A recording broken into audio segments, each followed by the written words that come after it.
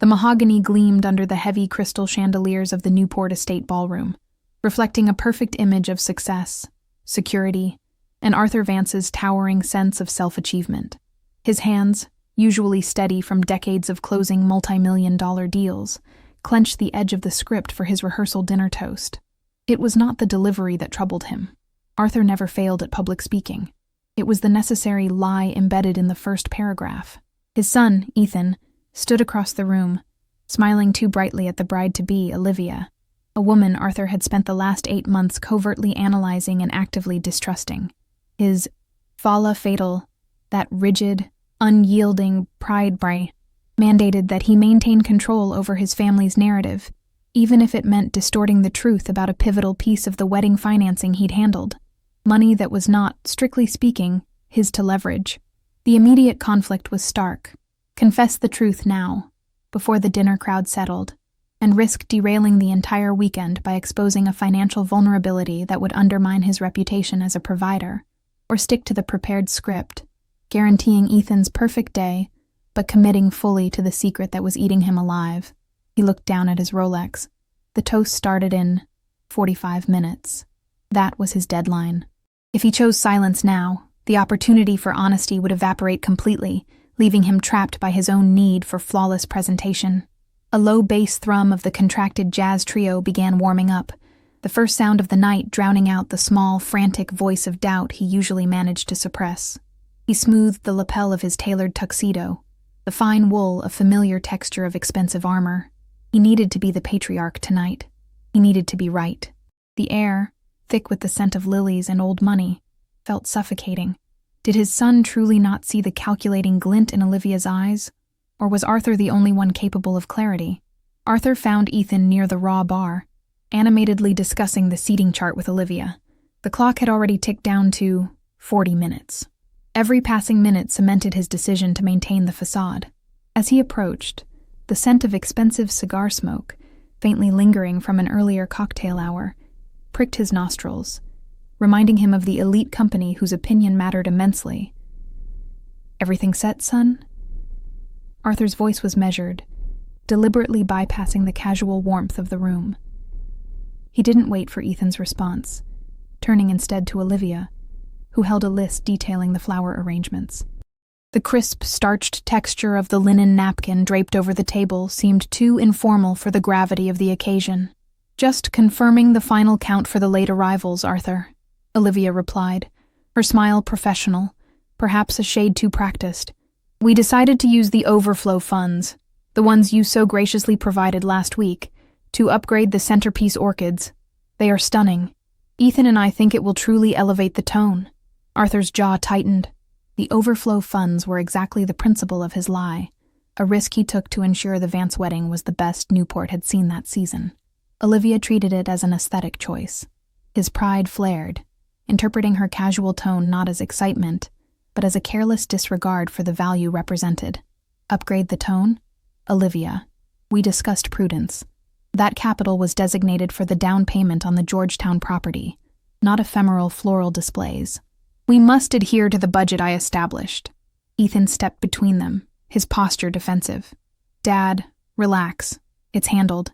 It's our wedding, and Olivia is just making sure the vision is executed. We appreciate the money, but we're not children needing a finance lesson 2 days before the ceremony." Ethan's frustration was palpable. His hands balled into fists before he forced them open. Arthur saw only insubordination, not independence. His protective instinct, distorted by years of unchallenged authority, convinced him that Ethan was being manipulated, not simply standing by his partner. His son had never learned that true love often required skepticism, especially in the high-stakes game of inheritance and reputation common in their corner of the high United States. Arthur offered a tight, glacial nod that ended the conversation without conceding the point. He moved quickly toward the quiet corner near the grand piano, leaving the immediate sharp sound of Ethan dragging his chair back sharply behind him. He pulled out the toast script again, the heavy paper cool against his fingertips. He mentally reinforced the section where he credited his shrewd market moves for funding the lavish event. The lie remained. It had to. He had 35 minutes left, and admitting vulnerability now would be perceived as weakness, not honesty.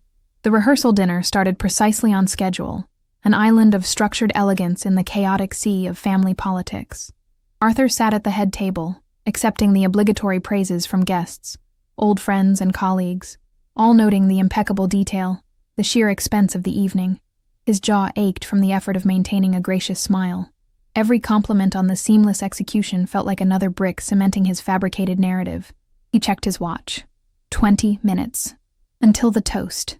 He watched Olivia interact with her own family. Her mother, Carol, a woman with eyes that seemed to miss nothing, leaned in, whispering urgently to Olivia, gesturing subtly towards Arthur. The gesture was brief, but the intensity of the exchange made the hairs on the back of Arthur's neck stand up. He immediately reverted to his fala fatal. Suspicion born of pride. He had to assume they were discussing the money. His money, or rather, the funds he had temporarily rerouted from a high-risk municipal bond to cover the initial unexpected venue costs. His fear was not being caught by the SEC, but being caught by them. The family, he felt, was trying to leech off his prestige. The low, satisfied hum of conversation filled the expansive room, punctuated by the delicate clinking of silver against china. The aroma of truffle oil and seared scallops made his stomach knot, resisting the urge to eat. He picked up his champagne flute, the glass chilling his palm. For Arthur, every social interaction was a negotiation, a constant battle for dominance. He could not conceive that a simple wedding could be just that, simple. His pride demanded complexity, demanding that someone, somewhere, was trying to trick him. He noticed Carol approaching, moving with a deliberate, slow grace across the polished floor. Arthur braced himself, folding his arms across his chest. He saw the opening he needed to assert his control. Carol stopped before him, her expression a mix of concern and firmness. "Arthur, may I speak with you privately, away from the orchestra?" "There's nothing we cannot discuss here, Carol," Arthur stated, volume slightly elevated so that nearby guests turned their heads. This was his territory. He would not be cornered. His display of immediate dominance, spurred by his pride, immediately shut down any chance for a quiet, clarifying talk. He watched Carol's face harden, the subtle twitch beneath her left eye showing she recognized the power move.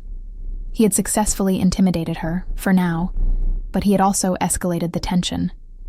This small victory against perceived threat was his first minor problem caused directly by his inability to trust. Carol merely dipped her head, the velvet texture of her wrap catching the light, and returned to her seat. Arthur's heart pounded against his ribs, a heavy, urgent drumbeat accompanying the escalating drama. 15 minutes.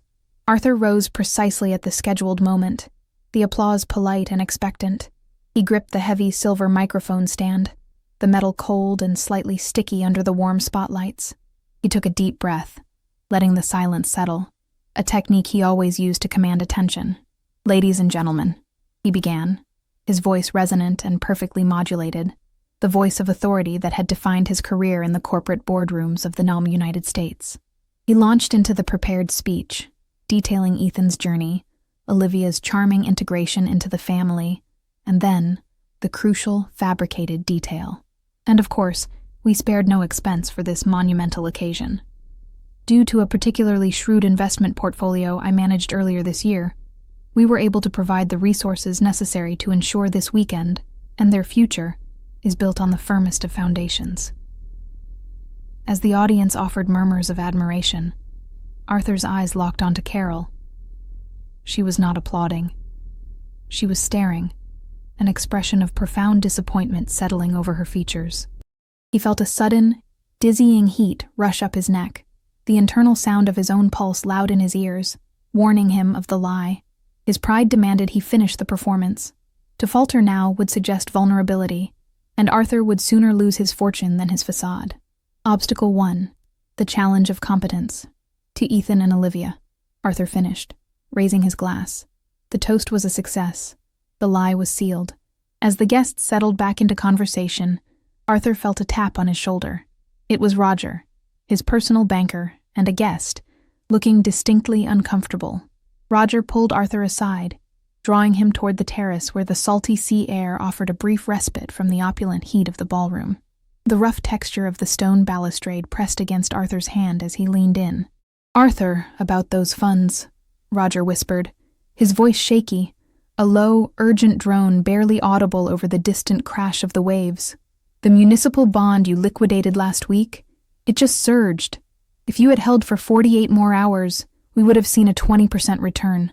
That money, Arthur, it's critical. We used the principal to cover the event, but now, the opportunity to replenish the account with profit is gone. You needed that return to cover the other venture you financed last month. You're exposed, Arthur. Right now, on paper, you're solvent, but you're dangerously leveraged. We need a plan to cover that gap before the end of the quarter." Arthur felt the blood drain from his face. His shrewd market move was, in fact, spectacularly ill-timed. His pride had forced his hand too early, prioritizing the optics of the wedding budget over financial reality. His lie was now a self-fulfilling prophecy of fiscal disaster. The weight of his golden tuxedo felt suddenly oppressive. Arthur straightened his spine, pulling the collar of his shirt away from his suddenly clammy neck. He focused intensely on Roger, the financial threat momentarily eclipsing the emotional one. "Roger, control yourself. We manage risk daily. This is merely a setback, not a catastrophe. We will liquidate the secondary asset portfolio in the morning. It will cover the gap and maintain the necessary balance." "But Arthur," Roger countered, his voice barely a breath, "that secondary portfolio is Ethan's trust fund. It was scheduled to mature next year. Liquidating it now, it will sustain a penalty. He will notice the withdrawal. You will have to explain it." The news hit Arthur like a physical blow. His hasty action, driven by the need to fund the wedding immediately to satisfy his pride in front of the guests and Olivia's family, now demanded a sacrifice of his son's future security. He had traded future financial stability for present reputation. He watched Ethan laugh inside the ballroom, oblivious, his silhouette briefly illuminated by the flash of a photographer's camera. The true cost of the wedding was not the venue or the orchids. It was the slow, steady erosion of trust he inflicted upon his son, all to fuel his own fragile ego. The conversation with Roger concluded with Arthur barking directives, establishing an emergency meeting for the next morning. As Roger retreated, Arthur noticed Carol standing a few feet away, sipping water near a towering arrangement of white hydrangeas. She had clearly overheard the agitated exchange, though perhaps not the specific details about Ethan's trust. The texture of the damp, cool air against his feverish skin offered no comfort. He approached her, determined to assert control over the conversation before she could leverage what she heard. "Enjoying the evening, Carol? A truly magnificent event. Wouldn't you agree? I trust you are satisfied with the preparations." Carol set down her glass deliberately. The faint smell of chlorine from the nearby infinity pool drifted past them. "Magnificent, Arthur. Absolutely extravagant. You seem to place a high value on appearances, a trait that is becoming increasingly obvious the longer I know you." Arthur's pride bristled. "Appearances are paramount, Carol. They reflect capability and stability, something I ensure my family always maintains in these parts of the United States." He made sure the implication, that her family lacked such stability, was clear. He waited for her to retreat under the veiled insult, as she had before, but this time, she held firm. Carol stepped closer, her expression shifting from disappointment to steely resolve. The only sound was the faint electronic hum of the hidden landscape lighting. "I heard your conversation, Arthur. Not the numbers, but the panic. And I saw the way you dismissed my daughter earlier, treating her choices like petty indulgences." She paused, letting Arthur feel the weight of her scrutiny. "I know your game, Arthur. My husband was exactly the same. A man whose pride was so fragile he had to manufacture success and control every narrative." Her comparison, equating him to her late husband, whom Arthur knew had died under the cloud of an insurance fraud scandal, was calculated and brutal. Arthur's entire body tensed. "How dare you compare my legitimate success to that man's failures? You know nothing about my business, or my relationship with my son." Obstacle 2. Dilemma, Moral, and Reversion. 1. "I know enough to recognize fear, Arthur," Carol stated, pushing the conversation into a deeply moral territory. "And I know you are lying about something significant to keep up this pretense. Now here's the dilemma. I know Ethan loves you. He believes in your integrity, Arthur. If you tell him the truth, whatever it is, now he will hate the news, but he will not hate you. If you force me to tell him, or if he finds out after the wedding, your perfect reputation will be destroyed. and you will lose him permanently. Reversion 1, 50%. Carol was not an adversary trying to expose him for greed or social climbing. She was offering him a genuine chance at emotional redemption, prioritizing Ethan's stability over revenge. Arthur had spent months assuming her motives were purely transactional, believing she was observing him to find leverage. He realizes now her motivation is defensive, protecting Ethan from the disillusionment she herself suffered. The true threat was not her exposure, but his own refusal to be vulnerable. The revelation slammed into Arthur with unexpected force. The rough texture of the velvet rope marking off the VIP section felt suddenly like a physical restraint. He had misjudged her entirely. His pride had painted her as a vulture, when she was merely a sentinel. He had believed the high-stakes game was external. He suddenly understood it was internal. The silence stretched between them, heavy with the unsaid weight of years of mutual suspicion. Could he swallow his pride and accept an olive branch offered by the woman he had actively tried to sabotage? "I don't need your advice, Carol," Arthur finally managed, the words stiff and tasting of ashes. He still couldn't bring himself to confess. His pride, though shaken, was too deeply embedded. He turned sharply on his heel, the sound of his expensive leather shoes clicking loudly on the stone as he walked away, fleeing the moral challenge. He had chosen the lie. Arthur spent the next few hours before the end of the rehearsal dinner, avoiding Ethan and Olivia, focusing instead on his phone, furiously typing emails to Roger and his legal team. The wedding was tomorrow. The deadline was no longer the toast. It was the inevitable moment when Ethan would notice the unauthorized, penalized liquidation of his trust fund. Arthur had effectively bought himself a maximum of 24 hours of peace before the financial reality hit his son. The air in the ballroom had grown stale and warm, smelling now of melting ice and residual perfume. Arthur realized the lie was far heavier than the truth would have been. He chose survival, the survival of his flawless reputation, over ethical conduct. He found Ethan outside, leaning against the wrought iron fence, gazing out at the dark ocean. Arthur approached cautiously, the sound of the metal gate creaking faintly under his weight. He attempted a fatherly approach, something he hadn't genuinely done in years. "It was a fine dinner, son. Everything you wanted." Arthur placed a hand on Ethan's shoulder, feeling the solid bone beneath the fabric of his jacket.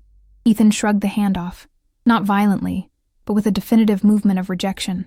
"It was your definition of fine, Dad. Perfect. Impenetrable. Like everything else in your life." Ethan turned, his eyes tired. "I know you talked to Carol, and I saw Roger pull you aside earlier. What are you keeping from me, Dad? Is it the business? Are you struggling?" The opportunity for redemption was here, handed to him directly by his son. A simple admission of error, a moment of vulnerability.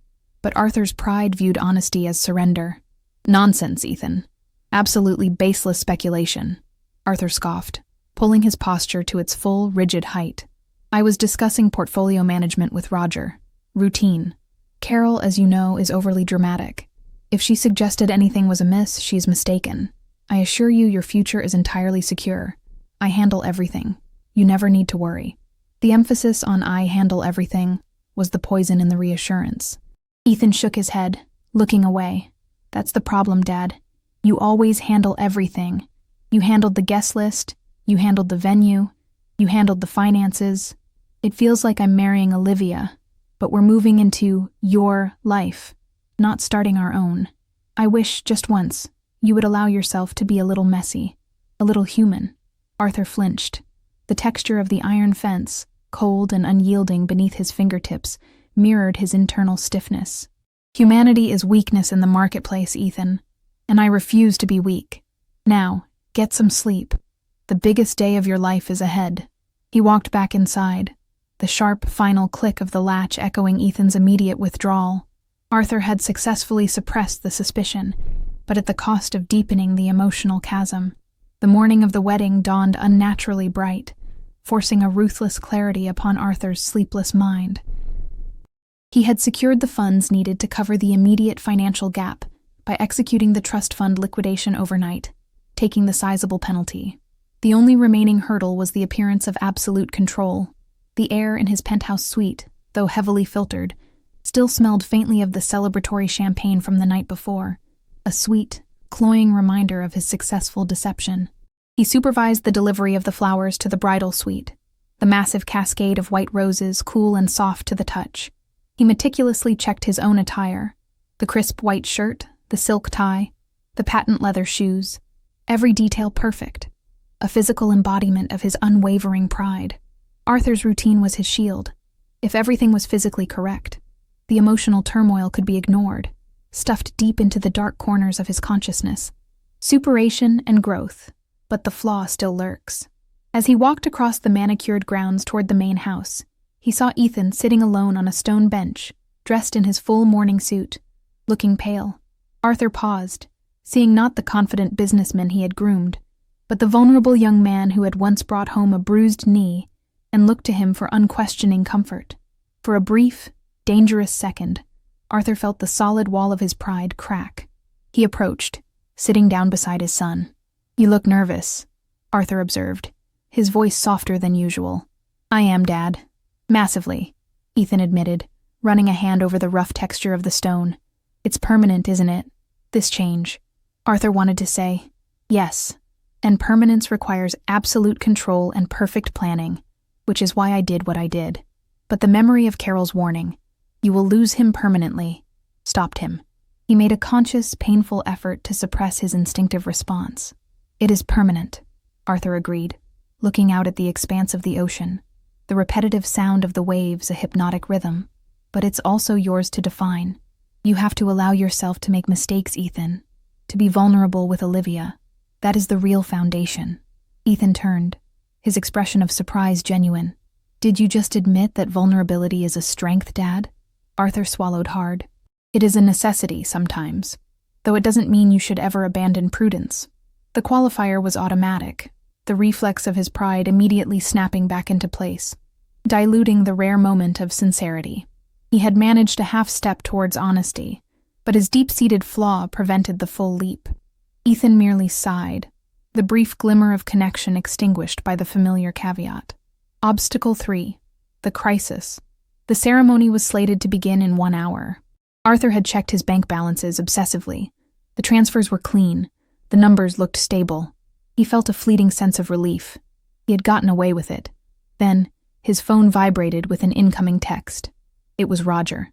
The message was terse and chilling. Urgent. "Meet me in the library. Back exit." The transfer flagged. Arthur excused himself abruptly from Ethan, his composure cracking around the edges. He moved through the crowded foyer, the scent of expensive hairspray and new leather overwhelming the more natural aromas of the morning. He found Roger huddled in the library, looking utterly distraught, the rich, worn texture of the leather-bound books surrounding him offering a stark contrast to the modern panic on his face. "What is it, Roger? Speak plainly," Arthur demanded, forcing his voice into a whisper of control. "The liquidation of Ethan's trust fund," Roger stammered, his breath coming in ragged gasps. "It was processed, yes. But because of the penalty amount, it triggered a mandatory compliance review, Arthur. The system sent an automated alert, not just to us, but to the primary account holder. Ethan received an SMS notification 5 minutes ago, detailing the withdrawal and the penalty fee." The silence that followed was broken only by the sharp, metallic sound of the heavy clock on the mantelpiece ticking down the final 55 minutes to the ceremony. Arthur's meticulously constructed wall of lies had just collapsed, not through external threat, but through the automated, impersonal efficiency of financial bureaucracy in the United States. The realization was a crushing weight. His effort to maintain his pride had led directly to the digital betrayal of his son, just before he was meant to walk down the aisle. Arthur's hands trembled violently, a betraying physical manifestation of his internal ruin. Did he read it? "I don't know, Arthur, but the notification went through. We have less than an hour before he inevitably sees it," Roger urged. "He'll see the date, he'll see the amount, and he'll know you raided his future to cover a short-term panic driven by the wedding costs. The crisis maxima. Perda total causada per la falla fatale." Arthur felt the physical loss of oxygen. His chest tightened painfully. His fear now wasn't financial ruin. It was the total destruction of his legacy in the eyes of the one person whose opinion truly mattered. His pride had demanded perfection, and that demand had necessitated the lie. The lie, in turn, demanded the immediate funds, which led to the raid on the trust, and the raid led to the notification. His falha fatale had delivered the ultimate self-inflicted wound. He dismissed Roger with a curt wave, needing absolute solitude. He sank into a deep velvety armchair, the soft, cool texture a mockery of comfort. He had to assume Ethan had seen the alert. He had to assume the wedding was off, and his relationship with his son was irrevocably damaged. He had protected his reputation for success, but in doing so, he had confirmed Ethan's deepest suspicion, that his father valued optics over his actual well-being. Arthur sat in the velvet armchair, rigid and unmoving, listening to the muffled sounds of celebration filter through the thick library doors. The library itself, usually a sanctuary of controlled quiet, now felt like a mausoleum for his dignity. His mind raced, constructing frantic, elaborate narratives. He could claim a technical error, blame Roger, or perhaps even invent an urgent corporate rescue that required emergency collateral. All avenues led back to the fundamental dishonesty born of his pride. De noite escura da alma. Mudança interna obrigatória. He reached into his inner jacket pocket, pulling out the small, framed photo he always carried. A grainy picture of himself and Ethan from 20 years ago, standing proudly on a rocky pier on the coast of New England. Ethan clutching a small fish, Arthur's hand resting protectively on his shoulder. That Arthur, the younger, less hardened man, had genuinely sought to protect his son. The current Arthur, however, protected only the idea of himself. He stared at the photo, the smell of aged paper and leather filling his senses, and finally, unequivocally, recognized his flaw. His pride was not strength. It was a debilitating addiction to being perceived as infallible. He had to choose between saving his reputation now, by running, by lying bigger, or saving his son. The second option required him to willingly surrender the armor he had worn for decades. It required him to be the man Ethan had asked for. Messy, human, and wrong. A sharp rap on the library door shattered the silence. It was Ethan. "Dad, the photographer is asking for the mandatory pre-ceremony pictures. Are you in here?" Arthur forced himself to stand. He smoothed his tuxedo, a final, futile gesture of control. He knew exactly what he had to do, and it terrified him more than any financial crash ever could. He walked to the door, opened it, and found Ethan waiting, his phone held loosely in his hand. Ethan's eyes, usually so clear, were clouded with a deep, chilling suspicion. "I got a text, Dad," Ethan said, his voice flat, devoid of emotion. "An alert about my trust fund, a substantial withdrawal and a penalty. This morning, 40 minutes before I'm supposed to marry Olivia." He held up the phone, the digital proof of Arthur's betrayal shimmering under the hallway light. Climax. "I need you to tell me," Ethan continued, his jaw tight, "that this is a mistake, that you didn't just sacrifice my future stability, that down payment we were counting on, to cover a last-minute extravagance for a party you wanted to look perfect. The clock was ticking down to the absolute limit. 40 minutes. Arthur looked at the phone, then into his son's eyes, and felt the familiar corrosive acid of his pride urge him towards a rapid, plausible denial. He could still save the wedding. He could still save face. He could lie. But the memory of the past night, Carol's honesty, Ethan's tired plea for vulnerability, the recognition of his own decades-long performance, held him captive. His throat was dry, the silk texture of his tie suddenly scratchy and confining. He opened his mouth, and the truth, raw and ugly, tumbled out. "It wasn't a mistake, Ethan," Arthur admitted, his voice barely a rasp. "The funds were needed immediately, not for extravagance, but to cover a critical shortfall created by a badly timed withdrawal last week. I borrowed heavily from a risky bond to pay for the initial venue deposit. I needed the money, now, to maintain the image of perfect solvency I demanded for this wedding, for this society in the United States. I misjudged the market, and when Roger informed me of the exposure, I used your trust to cover the loss. I was trying to save my reputation, Ethan. Not yours, not ours. Mine." Ethan recoiled, taking a deep, shuddering breath, the faint, sweet smell of Olivia's floral arrangement wafting in from the hall, a painful contrast to the moment. He lowered the phone slowly, his eyes burning with betrayal. "You stole from me. You risked my future, the security Olivia and I planned, just so you could deliver a toast about your shrewd market moves, and look good in front of the Vances. In the devastating clarity of the accusation was Arthur's victory and his simultaneous defeat. He had finally chosen truth over pride, but the consequences were immediate and catastrophic. Arthur stood there, offering no defense. He let the words sink in, accepting the full responsibility. Yes, I did, and I am sorry. The sound of a door opening down the hall drew both their attention.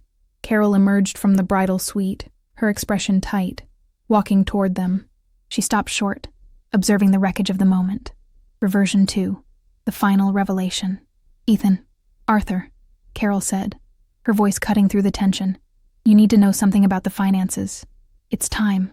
She focused solely on Ethan. Arthur did mismanage the initial funds, that is true. But the money he borrowed from your trust fund this morning, that wasn't just to cover the wedding. The main reason Arthur panicked last week, the reason he needed that immediate liquidity, was because I had already taken a large sum from my accounts, a sum I intended to give you both as a wedding gift, and invested it in a failing startup. After, Arthur advised me against it. He knew my mistake would look bad for him in this small world, so he quietly covered my loss, stabilizing my portfolio first, before securing the wedding costs, to protect my public standing in front of Olivia. He risked his own reputation by rushing that bond withdrawal to protect mine. Silence descended, absolute and crushing. Arthur hadn't just been protecting his pride. His first reckless action was covering up Carol's failure, extending his control and his perceived infallibility to protect Olivia's family. He had compounded his initial error by covering that with an even greater lie, the one about the trust fund, because admitting he helped Carol meant admitting a vulnerability in his financial strategy. Ethan turned to Arthur, the betrayal still present, but now mixed with utter confusion. You risked my money to protect Carol's image. Arthur lowered his head, finally stripped bare. I was trying to control the narrative, Ethan. I saw Carol's mistake, and my pride insisted that a mistake of that scale, if exposed, would reflect poorly on my financial advice. My first impulse is always to cover, to fix, to appear perfect. It's an illness. The realization sank in. Arthur's pride wasn't just selfish. It was a deeply ingrained compulsion to manage every variable, even if it meant sabotaging his own honesty to protect others' appearances, only to then sabotage the protection through an even greater, more self-serving lie. The wedding starts in 35 minutes, Ethan stated, his voice now flat, exhausted. I can't believe a financial cover-up involving both our families is happening right now. He looked at his father, then at Carol. He pressed the phone screen, deleting the notification. The money is gone for now. But what about the trust? Arthur looked at Carol, then back at Ethan. The raw, cool stone texture of the nearby pillar felt like the only solid thing in the world. I will restore the funds with interest within 60 days, Ethan. I swear it. But that doesn't fix the lie, or the fact that I chose control over trust. The victory was the confession itself, the defeat of his own suffocating pride. The ensuing silence of the hall was the sound of the consequence. Carol stepped forward, placing a gentle hand on Arthur's sleeve, the unexpected texture of her touch grounding him. Go get married, Ethan. This mess is between your father and me, and we will clean it up. But don't let a flawed father ruin a perfect day. Ethan hesitated, staring at Arthur, searching for any remaining trace of the old, unyielding patriarch. He saw only a defeated older man. His shoulders slumped. He nodded curtly, a sign of weary truce, not forgiveness. I'm going to go see Olivia. Don't ruin this, Dad. Don't leave this library until I come back for you.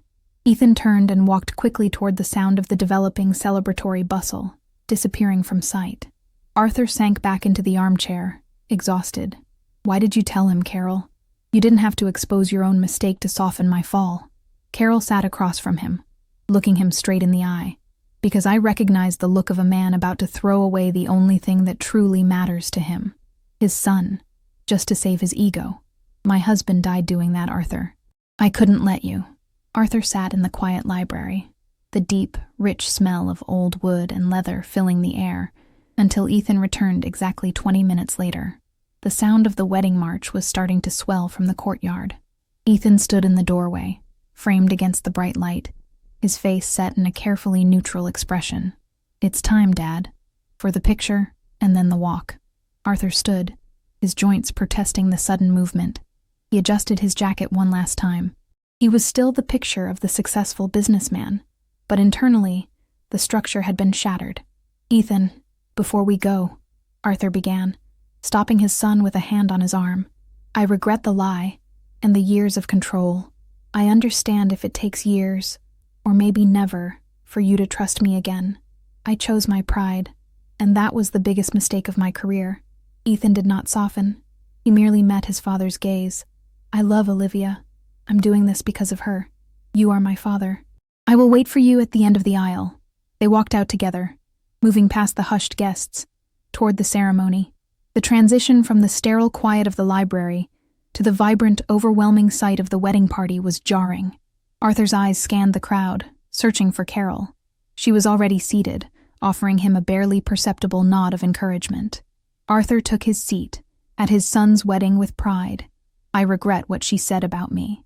Arthur took his place in the front row, watching his son stand tall, waiting for his bride. The sun struck the massive, intricate stained glass window of the chapel, bathing the interior in 1,000 fractured colors. The sound of Olivia's music began, and she appeared, breathtakingly beautiful. Arthur felt a sudden, unexpected tear track a hot, lonely path down his cheek. He quickly wiped it away, fearful of appearing weak. The wedding proceeded flawlessly, a testament to Arthur's perfectionism, but the perfection felt hollow, purchased at the highest price. Then came the moment, after the vows, when Olivia turned, and instead of walking toward the celebratory recessional, she walked directly to Arthur's row, her elegant silk dress brushing the edge of the polished wooden pew. The music faded into a stunned silence. Olivia leaned down, her face inches from his. Arthur braced himself for another exposure, a public condemnation. The aroma of her bouquet, delicate and overpowering, filled his nostrils. "Arthur," she said, her voice clear but pitched low, accessible only to the first 2 rows. "My mother told me what happened. Not just about the trust, but about her investment and your initial sacrifice to protect her reputation." She paused, and her eyes, which Arthur had always interpreted as calculating, now held genuine resolve. "I am grateful you tried to protect my mother, even if your methods were flawed and driven by that terrible pride of yours. But you need to understand something, Arthur, and I need you to understand this before I fully join your family in the United States." "No." Arthur leaned forward, the rough texture of his tuxedo sleeve tight against his wrist. He held his breath, waiting for the final blow. Olivia's expression remained composed, yet deeply serious. This was the moment of his permanent reckoning. "When Carol and I first met you, we were not analyzing your wealth or looking for leverage as you suspected," Olivia continued, her eyes unflinching. "We were observing how you treated Ethan. My mother's husband, my father, destroyed our family with his pride and his lies. He convinced us that true success meant never admitting a mistake. He died alone because of that doctrine. When I saw your relentless need for perfection, Arthur, I was genuinely afraid you were the same man." She paused, letting the full weight of the comparison settle upon him. "I regret what she said about me. You see, Arthur, my mother didn't just warn you to protect Ethan. She warned you to protect me from losing Ethan the way she lost my father. She told me last night that she told you the truth, hoping you would confess to Ethan before the ceremony. She looked at you last night and told me, 'Arthur Vance is a hollow shell, built only of his career successes. He will destroy his son trying to prove he is better than everyone else.' The truth, delivered by his new daughter-in-law on the altar, was an echo of Carol's earlier comparison, but personalized and amplified. Olivia straightened up, placing her hand gently on his shoulder, the soft texture of her lace veil brushing his cheek. "You've won today, Arthur. The wedding is perfect. You confessed to Ethan, which is the bare minimum, but that reputation you fought so hard to protect? It's gone. Not to the guests or the papers, but to the 2 people who needed to see the man behind the mask. That is your loss, Arthur. And if you ever lie to Ethan or me again, if you ever risk our security for your pride, you will lose us both." She leaned in one last time, her breath warm against his ear. "But I believe the man who can admit his failures is the man who can eventually be trusted.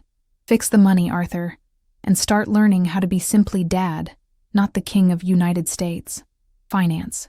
She smiled then, a flash of genuine, fierce resolve, and turned away, taking Ethan's arm.